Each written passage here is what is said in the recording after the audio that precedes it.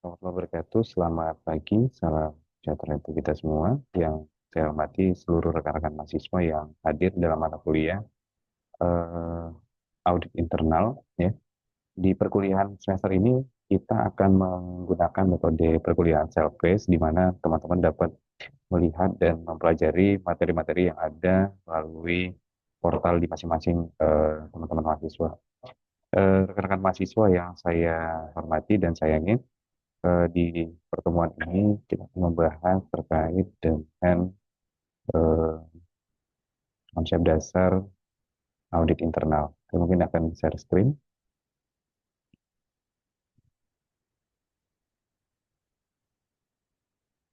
Ya, perkenalkan nama saya Muhammad Ihsan Rahbuti.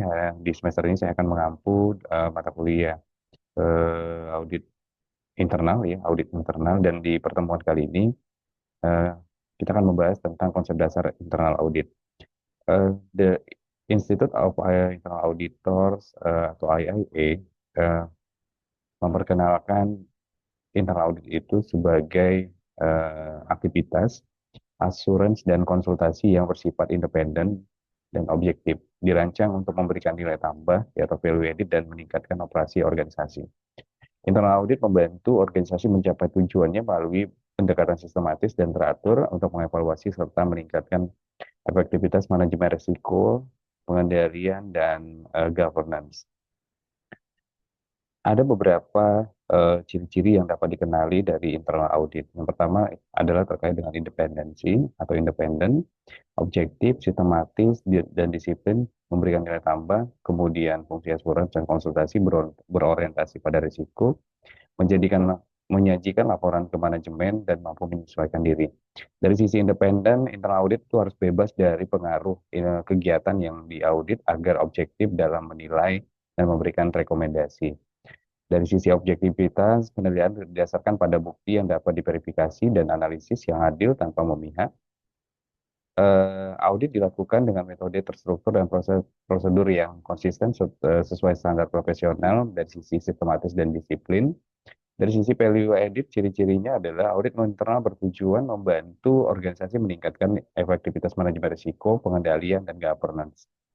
Fungsi asuransi dan konsultasi memiliki ciri-ciri selain memberikan keyakinan atau asuransi, internal audit juga memberikan konsultasi pada perbaikan proses, berorientasi pada risiko, di mana audit internal berfokus pada area-area dengan risiko signifikan yang dapat menghambat pencapaian tujuan organisasi.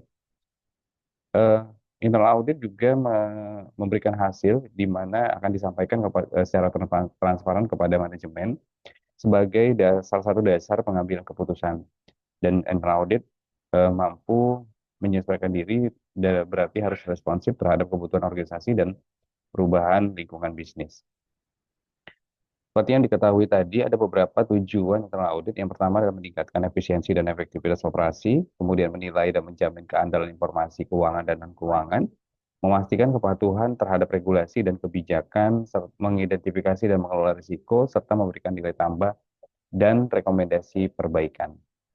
Dari masing-masing tujuan ini akan memberikan dampak yang positif kepada manajemen khususnya dan bagi perusahaan pada umumnya. Ada beberapa hal yang perlu kita ketahui bersama untuk perkembangan internal auditing itu sendiri. Kalau kita lihat dari sejarahnya, aktivitas audit telah ada sejak zaman kuno, seperti adanya di Mesopotamia sekitar 3000 sebelum Masehi, di Tiongkok, Mesir, Yunani, dan Romawi kuno atau Roma kuno. Auditor kuno berperan sebagai seorang pengawas, ya, akun dan pelaporan keuangan kepada penguasa. Jadi hampir mirip dengan akuntan. Kepada masa dan auditor juga. Dan pada masa tersebut, pembukuan dan audit berfungsi sebagai alat kontrol terhadap kekayaan dan kepatuhan. Meskipun belum berorientasi pada laba seperti yang ada saat-saat ini. Di abad pertengahan dan revolusi industri, pada akhir abad pertengahan muncul budaya memaksimalkan laba yang dipicu oleh perkembangan perdagangan di pusat-pusat kota dagang di Italia.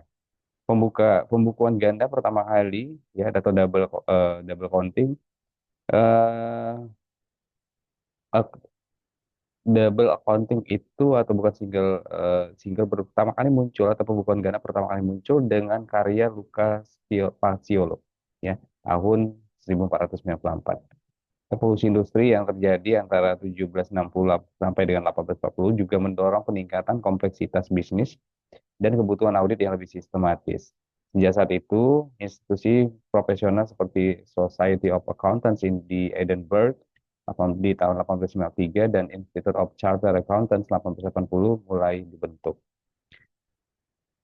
Di era modern dan profesionalisasi pada abad ke-20, praktik audit semakin berkembang dengan standar dan teknik yang baru.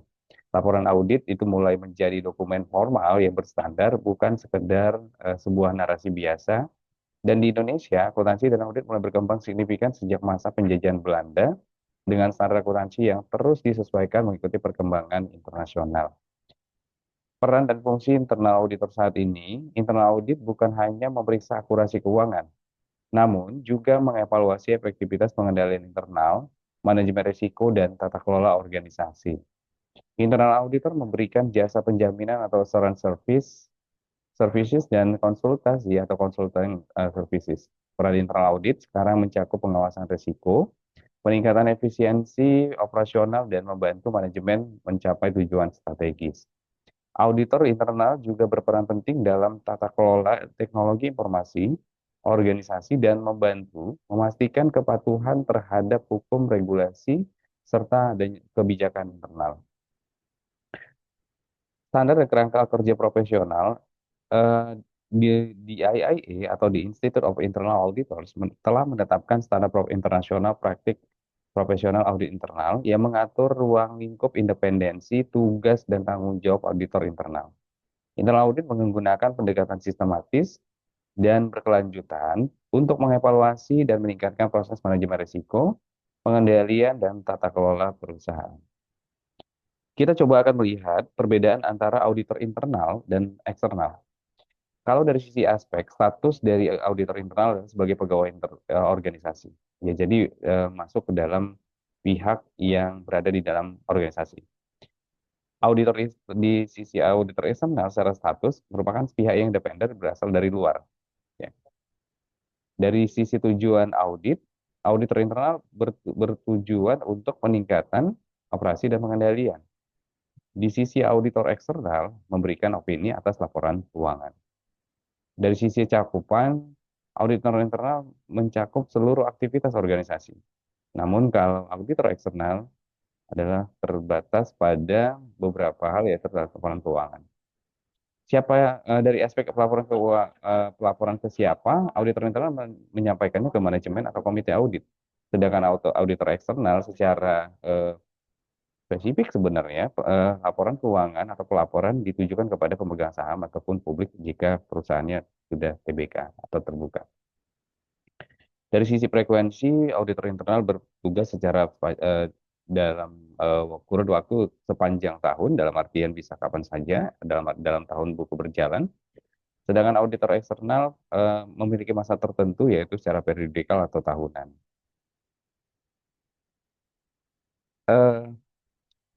Kita perlu melihat dan mengenal apa yang namanya Sarbanes-Oxley Act atau SOX, ya biasa dikenal SOX. Sarbanes-Oxley Act ini adalah Undang-Undang Amerika Serikat yang diberlakukan pada tahun 2002 sebagai respon terhadap adanya skandal korporasi besar seperti Enron dan WorldCom. Tujuan utama SOX adalah meningkatkan transparansi dan akuntabilitas dalam pelaporan keuangan perusahaan publik, serta melindungi investor dengan memperkuat pengendalian internal dan tata kelola perusahaan. SOX mempersyaratkan setiap laporan keuangan perusahaan publik harus menyertakan laporan pengendalian internal yang menunjukkan bahwa data keuangan akurat dan ada kontrol yang memadai untuk melindungi data tersebut. Bagian penting SOX adalah pada pasal 302 dan 404 yang mengharuskan manajemen dan auditor eksternal melakukan evaluasi serta melaporkan atau pelaporan efektivitas pengendalian internal atas pelaporan keuangan. Apa sebenarnya tujuan Sarbanes-Oxley Act atau SOX? Yang pertama adalah mencegah kecurangan akuntansi atau fraud, di mana di sini yang menuntut kejujuran dan tanggung jawab manajemen dalam menyusun laporan keuangan. Kemudian bertujuan meningkatkan akuntabilitas manajemen. CEO dan CFO Wajib menandatangani dan menjamin kebenaran laporan keuangan itu ada di section diatur di section 302. Kemudian menjamin keandalan sistem pengendalian internal. Perusahaan itu wajib melakukan evaluasi dan pelaporan atas efektivitas pengendalian internal terhadap pelaporan keuangan. Nah, ini ada di section 404. Dan pastinya mengembalikan kepercayaan publik terhadap pasar modal. Ada beberapa poin-poin penting dalam Sarbanes-Oxley Act, yaitu di Section 302 yang berisi CEO dan CFO harus menyatakan kebenaran laporan keuangan. Dampaknya adalah peningkatan tanggung jawab dari pimpinan.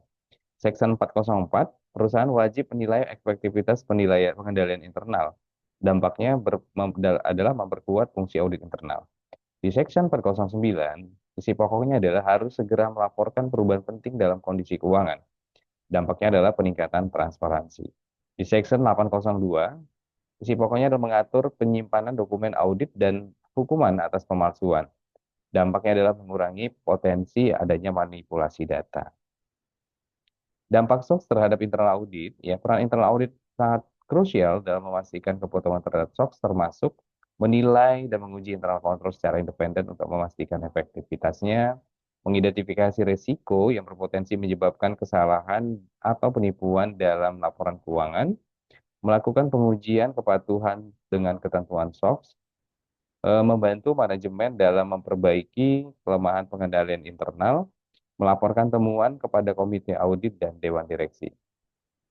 Mungkin itu teman-teman yang bisa saya sampaikan di pada pagi hari ini. Dan saya berharap rekan-rekan dapat membaca, mereview, dan mungkin akan melihat jurnal-jurnal yang berkesesuaian dengan materi kuliah kita pada pertemuan ini. Salam sehat selalu dan semoga materi ini bermanfaat bagi kita semua. Demikian, Assalamualaikum warahmatullahi wabarakatuh.